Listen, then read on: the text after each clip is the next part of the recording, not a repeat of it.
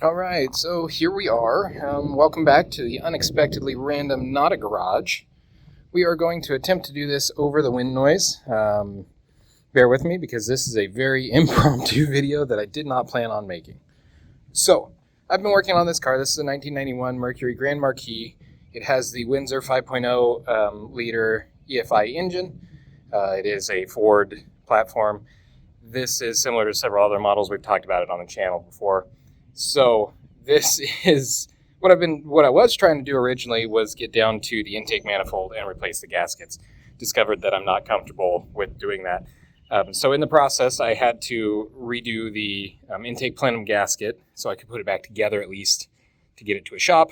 And throughout that ordeal, I actually ran into an issue with the intake here because there is and let me get you over to it. There is an EGR valve. We've talked about him before on the channel. And there is a spacer block on the engine side of your intake. So to lay this out a little bit better, EGR valve, spacer block. This is your throttle body. It's actually backwards. So you'd be throttle body, then spacer block, then intake plenum. So this little feller, pain in the butt.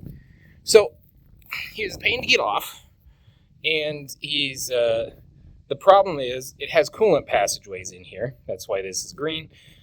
The coolant, it was designed to either keep the intake cooled or keep it from freezing. One of the two. The jury's out on whether it's even necessary. Some people delete it completely and just bypass these ports here. But aftermarket models, current models that are available as far as replacements go, do not have the ports laid out like this.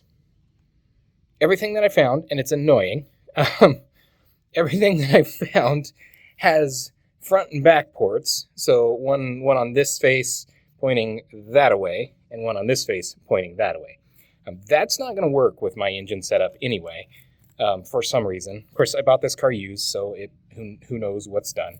But the reason I wanted to make this video for you guys was because I got this face off, and then I had issues with this bolt here.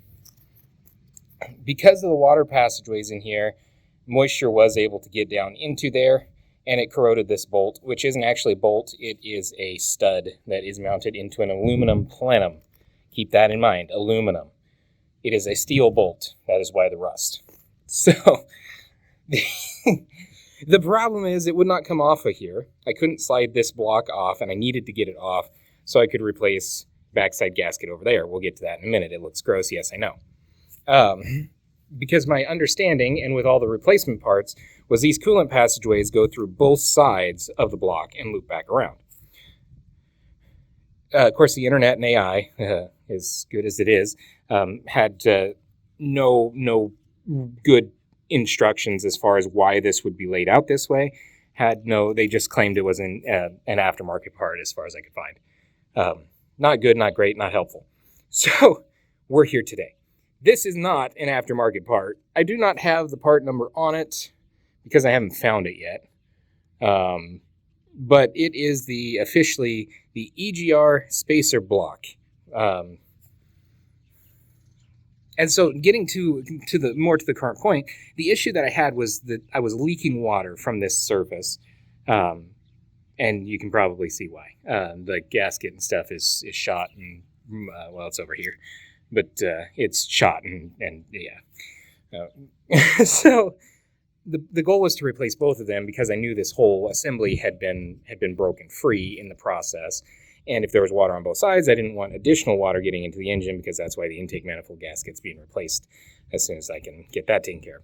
So, but ultimately the question, we're 4 minutes in and I was trying to make this fast, is how, whether there was water on the back side of this. Because where I couldn't get this stud was wiggling in with the block when I'd moved the block, which told me that it was loose in the mounting point.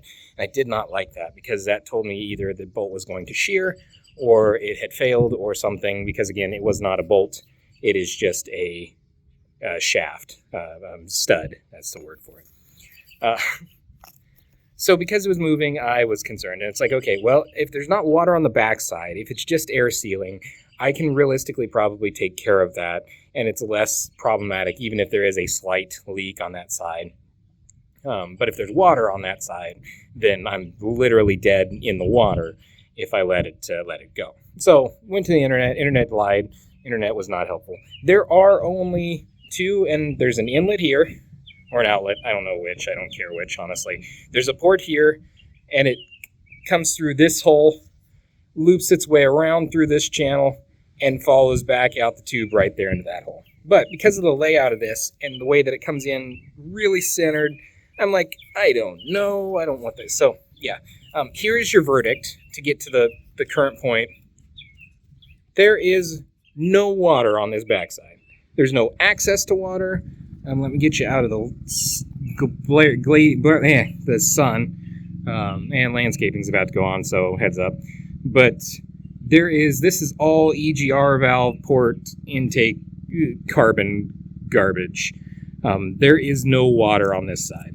So you can rest assured that you do not have water ports. You can even see under this carbon here, maybe, the back side of where that tube comes through, and there is no access into this side of the thing. I'm sorry the video is dreadful, but let's see if I can get this in the sun enough to go. So that is that situation. AC, that is part of, there's that port there, and there's that port down there. Again, dreadful imagery. Those are not water ports. There is no concern of there being water on here. Look at how terrible that gasket was aligned. I mean, it's probably aligned, but it just looks terrible because the angle. So, there you go. No need to worry about water on the backside. Now, it's still good to change both ports, especially as much carbon, or as both gaskets, especially as much carbon as there. Oh, nope, that just says front. Okay. I was looking, I seen stamping in here, but it just says front. So, that's what we're doing today. I'm not going to go into it really because, again, I didn't plan on it, and the landscaping may get noisy. And my intake is grody. There's a lot of carbon in here that I'll work on, I'll clean out. But yeah, so I've got another stud in here that's a little bit loose, and that was actually, I noticed that the stud was, another stud was kind of movable. And so yeah, that's the solution to getting that off, because you're probably wondering, since I'm giving you a problem, I ought to give you a solution too.